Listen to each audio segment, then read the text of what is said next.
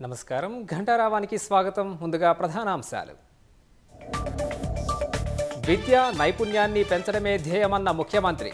Young India స్కూల్కి నిధుల సమస్య లేదని వెల్లడి.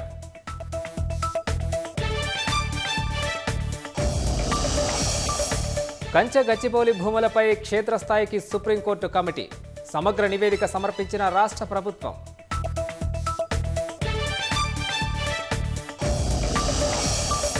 కంచె గచ్చిబౌలి భూముల విక్రయాన్ని అడ్డుకుంటామన్న బీజేపీ. రాష్ట్ర ప్రభుత్వం నిబంధనలు ఉల్లంఘించిందని బీఆర్ఎస్ విమర్శలు.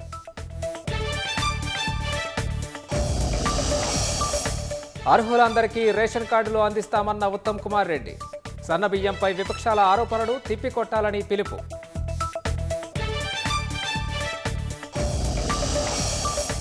టీ ఫైబర్తో గ్రామాలను స్మార్ట్ విలేజ్లుగా మారుస్తామన్న శ్రీధరబాబు.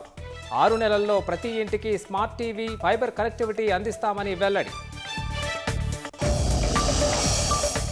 3 రోజుల పాటు ఉరుములు మెరుపులతో వడగళ్ల వర్షం పడే అవకాశం. ముందస్తు జాగ్రత్తలు తీసుకోవాలని అధికారులకు సీఎం రేవంత్ ఆదేశం.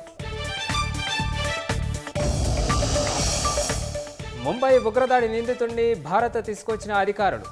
ఢిల్లీ పటియాలా కోర్టులో హాజరుపరచనున్న ఎన్ఐఏ.